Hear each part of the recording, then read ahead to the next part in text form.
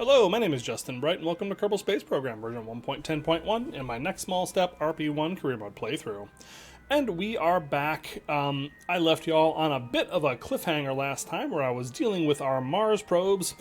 They were just slightly too far apart from each other, and I ran completely out of fuel. So instead of trying to make that docking on like 0.03 units of NTO, I decided to just do everything I could to arrest their relative velocity and leave them there so that I can get to this, the Mars exploration system, which is fueled up and ready to rendezvous. So let's see how that goes. All right, so we're back to the Mars exploration system, which actually uses UDMH and NTO, which means I'm not going to be able to transfer any fuel over. Although maybe a couple units of the NTO, because I think I still have a tiny bit of Aerozine. But anyways, what we have and what we are doing is moving on down to try to rendezvous, hopefully, with the pair of these.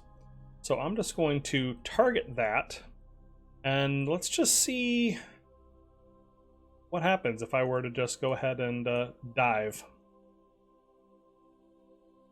Yeah, that's not too expensive. That's nice.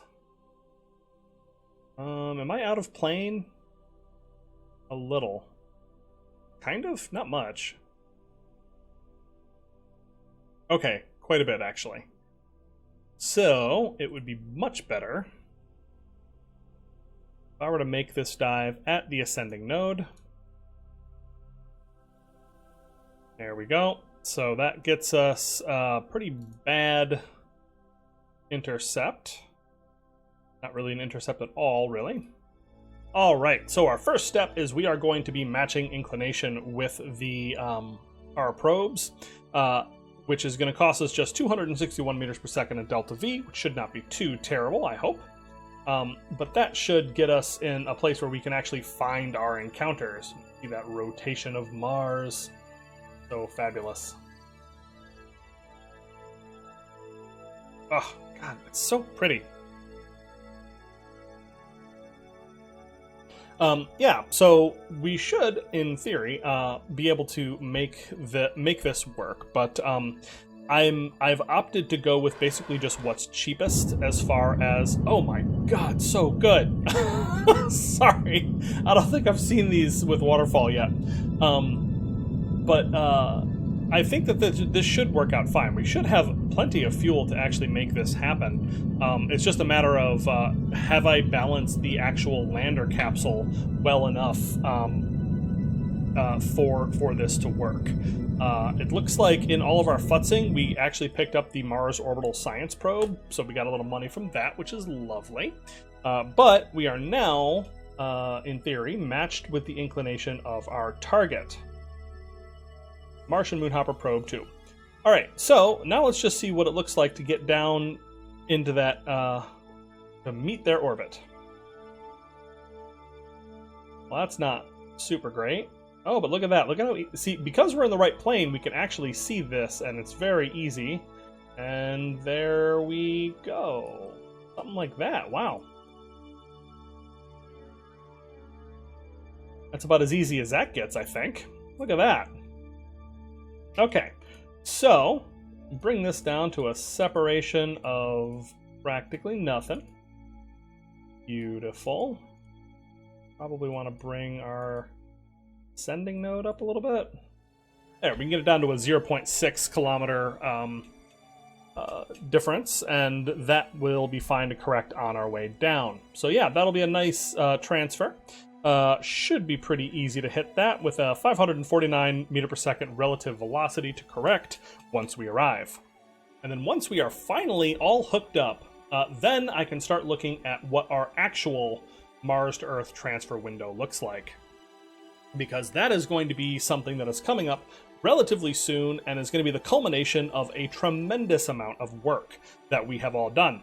It is going to get us a bunch of science. I'm going to be bringing home that like 10 gigabytes worth of data from the surface and from the orbit of Phobos and Deimos, and also a surface sample from the surface of Phobos.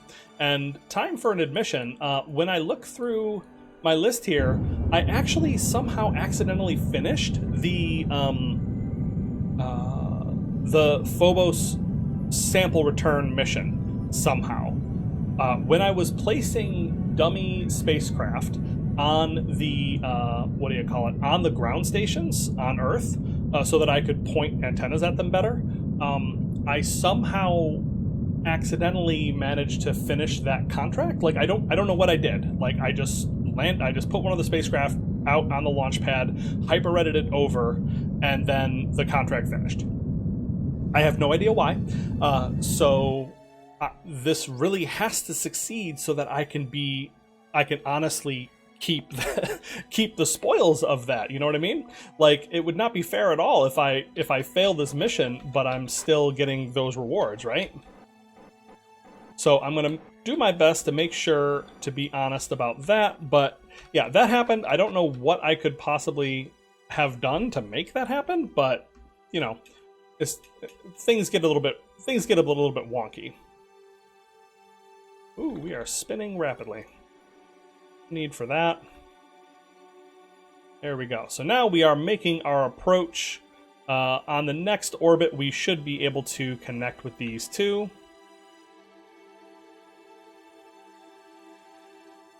Should be nice and in the sun. There it is. We are connected and ready. Just 20 minutes away from our burn. 540 meters per second. So let's just see what that's going to cost us time-wise.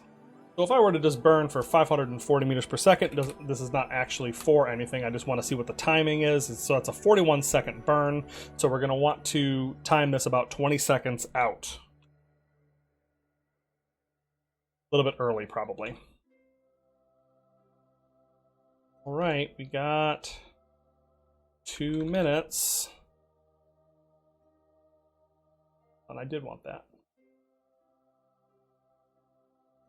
All right, 2 minutes to closest approach. Let's go ahead and get ourselves ready to go. All right, we are about 25 seconds away, and you can see both of the targets right there within a couple meters of each other. Now it's time to fire up the engines and begin our interception. I am going to manually mess with this just a touch to try to bring down our separation as we are while we are on approach. And then as we pass by, I'm just trying to brake. Because I guess I should have started that burn a little bit earlier. All right, so that's that. We have missed our target by just a little bit. Looks like the Martian Moonhopper 2 is just a little bit closer. So let's just start using RCS to make this happen. There, we have zeroed out our relative velocity to the target.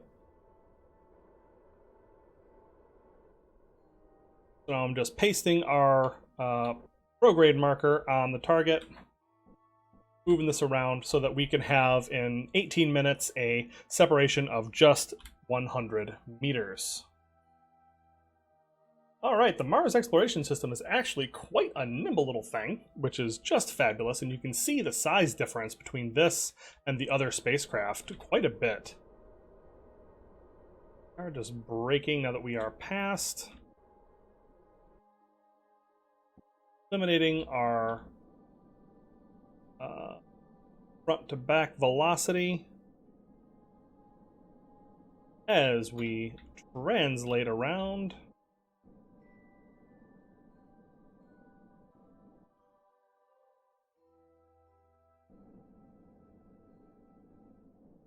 We are just about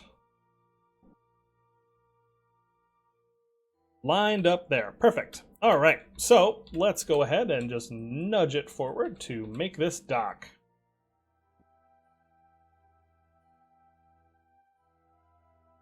And docking confirmed.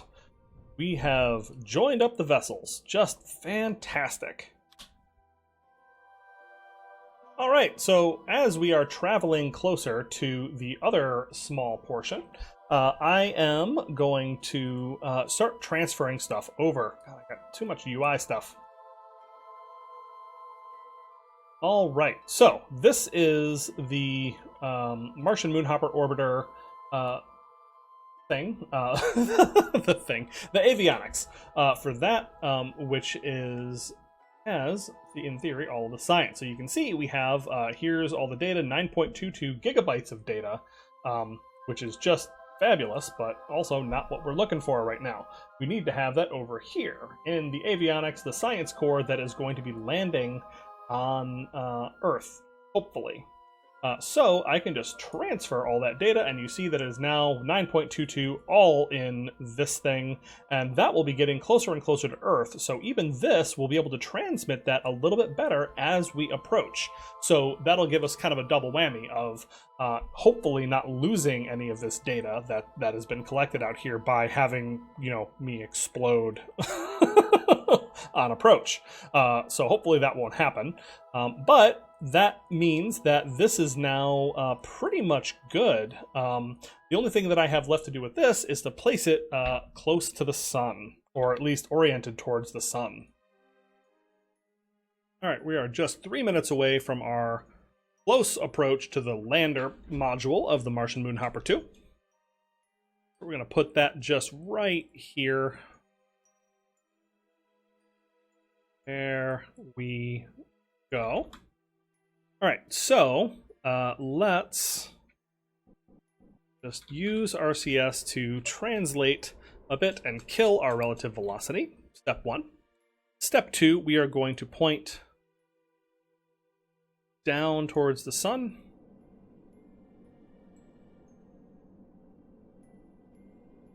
So that we can have this thing have electricity even after I let go, because once I like toggle away from it, then we should be able to, in theory, never come back to it, and it will just keep doing what it's going to do. Ooh, it's a little bit unbalanced with this big thing up on the end here. We have definitely affected a large delta V.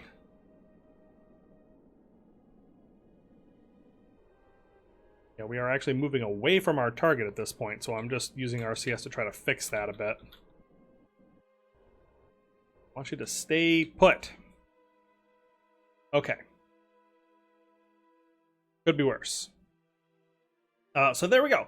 Now we have 100% exposure on our solar panels, which is just fabulous. We have killed our rotation. All right.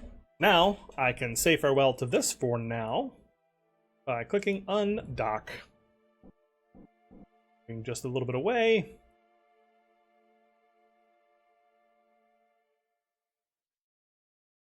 And now we have bead on the next dock. Oh, careful. Careful. Oh no. Dang it.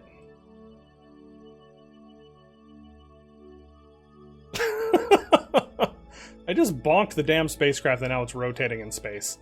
Cool, cool, cool, cool, cool. Okay. Alright, we are just about lined up and ready to grab our target.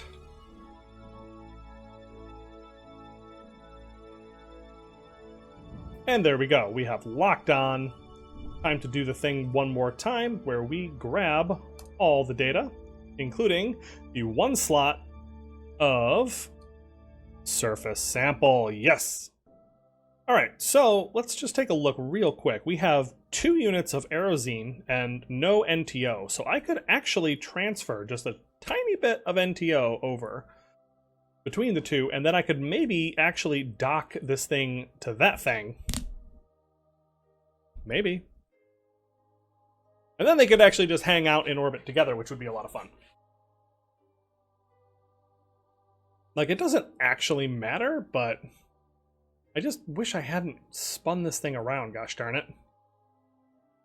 Oh, I'm not sure I'm going to be able to pump fuel between, like, through this big modular girder here. Enable crossfeed. Yeah, it's through it's through multiple decouplers. Yeah, I'm not going to be able to transfer fuel. So we're just going to have to call that okay. But we have gotten what we need.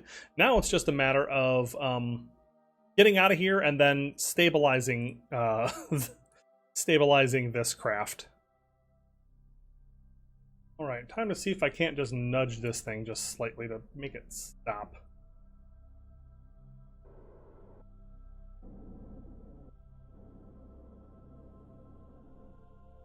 There we go. We bonked it, and its rotation has slowed dramatically. Cool. So let's go this way.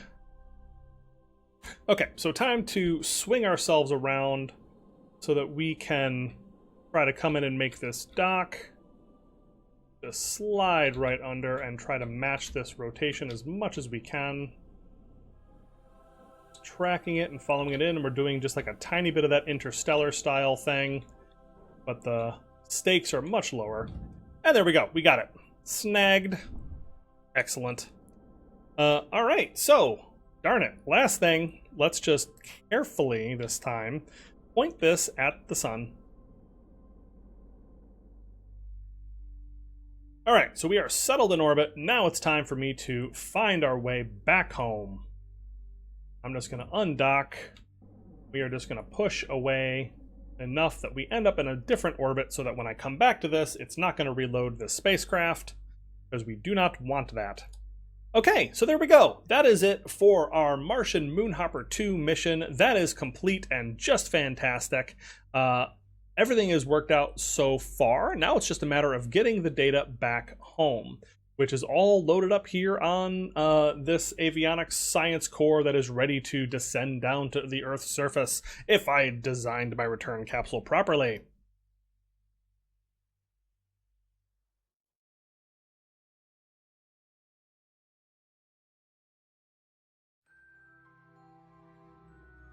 Alright, so looking at our advanced transfer pork chop, just like we do on the way out here, I'm just going to pick whatever the best place is here. Like, it's just 2,000 meters per second, that's all we really need, which is just fantastic. So let's just go ahead and create that node to make that transfer and see how it does. We focus out here. If we focus out here on Earth, we can see that this gets us... Is that the, oh, that's a weird encounter. Lack thereof. The moon encounter. Oh, I see. That's just an encounter with the moon. For as helpful as that is to me. There we go. Alright, the orbit is shimming around a bit, but this should get us pretty close. And then I can just make a correction on the way out there without stressing too much about this far out. So there you go. That is what we are looking for, and I am really excited. Hopefully we'll be able to make this home, return a ton of science, and have a successful end to this mission. All right, and our astronauts are just now regaining consciousness because of the disastrous re-entry profile that I plotted, where they came in so hard they like just pegged the G-force meter, which is it's not great. It's not the way you're supposed to do this. So that's one of the big reasons why you do the lifting re-entry. It's not because the capsule can't handle the heat loads or anything like that. It's mostly so you don't kill your astronauts trying to come back in, for goodness sake. So be careful about that, I guess. And here we go. Landed safe on the surface. Just landed in the desert, which is, you know, is what it is there. And what you just saw was I just toggled the map and that fixed the pixelation on the surface textures. So nice little trick that I learned there. But yeah, Edward Walters, Donna Smith, home safe, regardless of anything else that might have happened. All right, so Edward Walters and Donna Smith got their extra years of desired time to work with the program, which is just lovely, but they are on leave for now. So we have a bunch of missions that are coming up. Ooh, level 2 also. A bunch of missions that are coming up that involve Apollo spacecraft, but they're going to have to wait a little bit as we wait for our training to catch up. It looks like we have another 2 months before we really have any, or 1 month anyways, until we have active duty astronauts back and ready to tackle the many missions that we have planned. But we absolutely have enough missions to keep this entire rotation rolling, which is awesome. But yeah, we got some science. We got a deep surface sample from the moon. So we have our third set of moon rocks that we have returned back home to Earth. 3, 2, 1, ignition. And the engine's spinning up. We're up to power, and the solid caster 4 solid rocket boosters ignite and push us up off of the pad. We have launched the TDRS 1, 2, and 3 satellites, which is heading up into geostationary orbit to fix all of my real antenna mistakes. So yeah, you guys have taken a lot of time and effort to kind of correct me and teach me what is actually supposed to happen with the real antenna satellites, or sorry, the real antenna and how to use those, and one of the key features, actually pointing the darn things, that I just did not know you could do at all. So this is my final attempt to correct all of that and put into orbit something that is going to be able to communicate with the Vis-Alt satellites, or at least the latest version of them anyways. And, ooh, oh, what the heck? It got so squirrely. But anyways, it's going to be facilitating that science return, which I don't even know if it's worth it, but you know, I want it, right? I want to get it done, and I also want to do this right so that I can tell you guys. Like, one of the things I like to do with this series is to actually teach elements of RP-1 and how you interact with it. I'm not going to say that we've gotten away from that at all, but we definitely have not been focusing on the education part as much as just kind of following me through my career lately, which hopefully that's been fine for you guys, but this is something that I think would be worth spending a moment chatting about. So we are just going to get this up into orbit, which is going to take me a little bit. We should have plenty of extra Delta V because I strapped on a couple of those Caster 4 solid rocket boosters to the bottom of the stage so that we had the extra oomph to not use up too much of this, because the satellites that we are sending up are a fair amount heavier than anything that we have sent up before for communications, because they have not 1, not 2, not 3, but 4 individual dishes plus the built-in UHF antenna to do regular communications throughout this system. All right, approaching the cutoff of the LR91 and the activation of our Agena upper stage, which is going to be our final stage for this. And yeah, we've done this a couple of times, so we don't have a whole lot new to talk about as far as getting this stuff into its geosynchronous orbit, but we are indeed going towards a geosynchronous orbit, and I'll talk about why once we get there. All right, just about to fire up the Agena for the 3rd time on this insertion into our geostationary orbit. We are pretty much spot on with our apogee here, and so we are finishing off removing our inclination and not circularizing, but getting into the resonant orbit that will let us finish this off. And looks like I packed on a little bit more Delta V than I perhaps needed, although I feel like this is moving down faster. Like, one of these is moving down faster than the other, and I don't like that that has not been matching up for me lately. But yeah, the extra Delta V that we packed on was exactly what we needed to get into this orbit, because it's just not possible to do with the smaller spacecraft, because we have, or the smaller launch vehicle, because we have a heavier probe. All right, so here we are. This is lovely. Let's see where we're at as far as dropping off our satellites, because we want to make sure that we are relatively close to our target ground stations. All right, you see that we are coming down, and we are actually nice and really close to the Madrid Deep Space Network Station. So we are about half an hour from our perigee, so I think this is going to be a great place for us to start our little journey here. Because this is so centered on this Deep Space Network station, I think that means that the other two will naturally be pretty close to theirs as well. So about 5 minutes out, we are going to begin our journey here. So I'm going to point us where are we? Retrograde? I'm going to point us retrograde so that we can start lowering our apogee.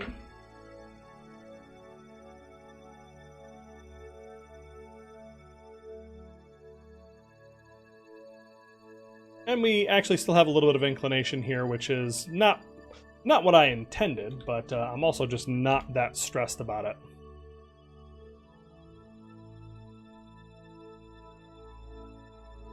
All right, so let's go ahead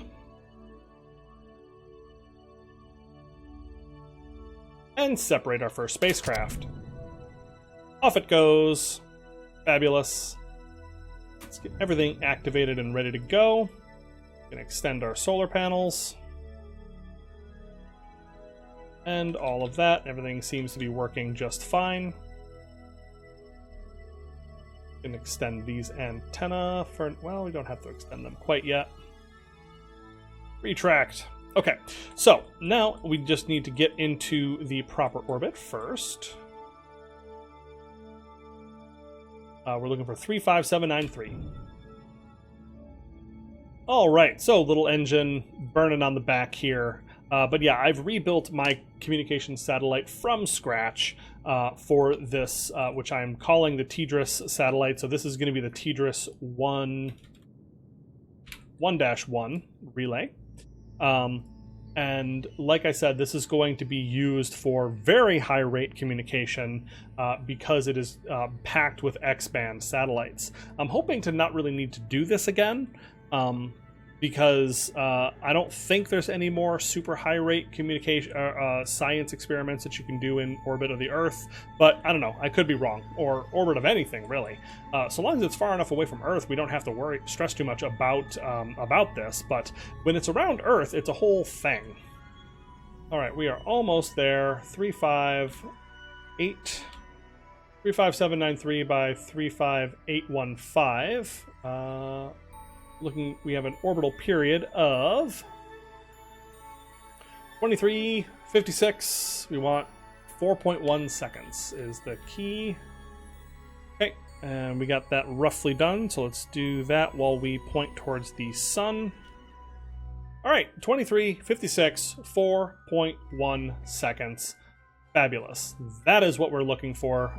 That's exact as we can get it. We are a little bit inclined, but I really don't think that matters. A little bit inclined, a little bit eccentric, but the orbital period is what's going to keep us in position. So I've talked about that a million times. We don't need to talk about it any more than this. So yeah, this is a brand new satellite. We've got I've got just individual RCS thrusters to give me much finer control in all directions. So I've actually got a couple up here and then a couple on the back and then my rotational thrusters on the side there. We've got nice big solar panels so that this should be able to power itself for a good long time. You can see that go to the info, we are actually pulling in a huge amount of power comparatively to what we're spending because I want this to last a very, very long time. Gosh darn it. But now, and we also have, I can turn off RCS because we actually have a little reaction wheel to help us to stay pointed where we want. So we can do that, and then that doesn't change our orbital period or any of our orbital parameters whatsoever, which is just fantastic. All right, so this is our most modern satellite yet. It is packed with Tech Level 7 communications. We have just the plain old UHF built-in antenna here to communicate with regular satellites, but to communicate with the Deep Space Network and with other large satellites, we are going to be using these other dishes here. So one of them, this one in particular, is going to be used to point directly at our DSN station. So you'll see that right now we have a pretty garbage transmission rate, right? Like we're actually using our procedural core, the UHF antenna, to target the Deep Space Network station, and that's getting us 3.44 kilobits per second, which is not great. But if I take this RA2 parabolic antenna, it's the 1 meter version, I had thought that this antenna planning was the only thing that was you could fuss with in once you were out of the vehicle assembly building with your satellites. I didn't realize that there was actually this antenna targeting button right up here. I just have never, I just slide over it every time that I've looked, and I didn't realize that this is the key thing and what we will be using. So we can take a look here and you can see our antenna cone. You can see the X-band antenna is incredibly powerful, but it has a very narrow area where it has maximum power, and it just loses a huge amount of power going from this point on its way out towards this outer edge. And the math I do not find to be terribly important to what we're going to be doing, because we are going to do what we can to eliminate all of that. So you can, using the part antenna targeting, you can target individual bodies. So I could point at the sun for whatever amount of helpful that is. You can point where Mercury is, and Io, and Venus, and Jupiter, whatever.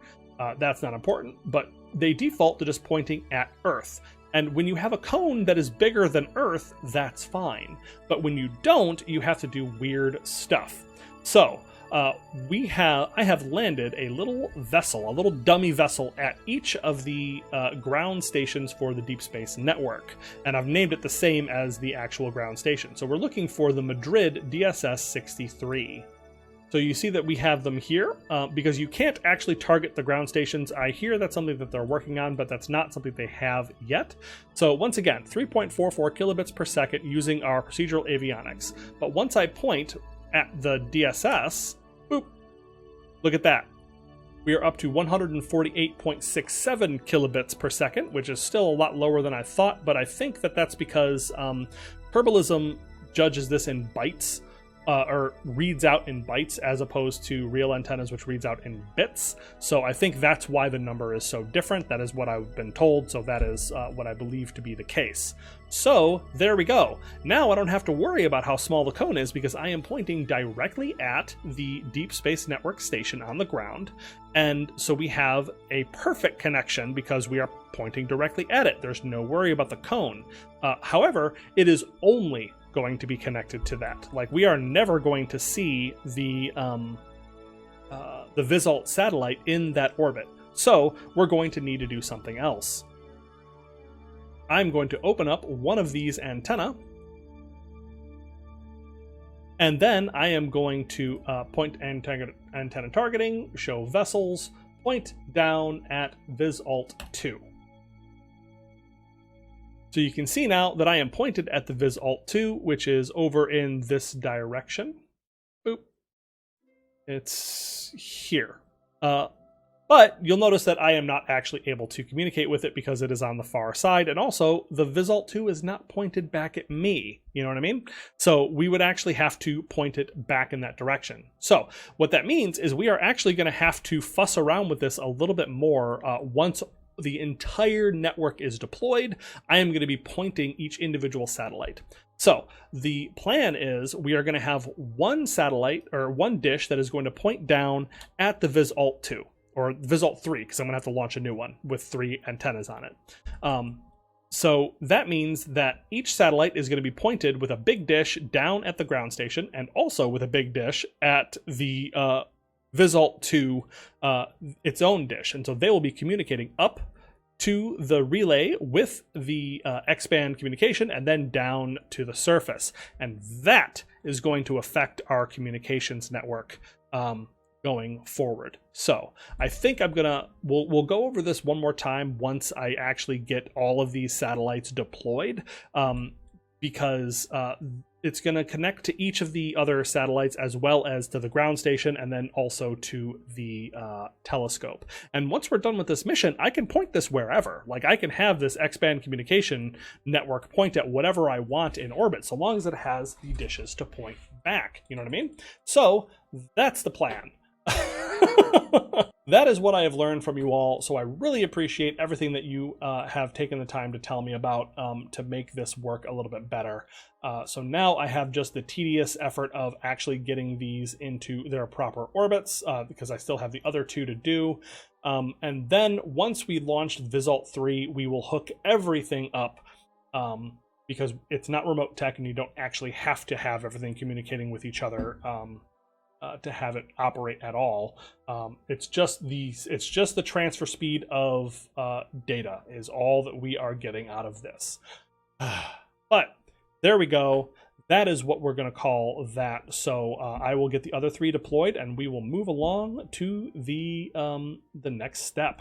But that is all the time we have. If you enjoyed this episode, please let me know what you think down in the comments below. Like and subscribe, and I will see you next time.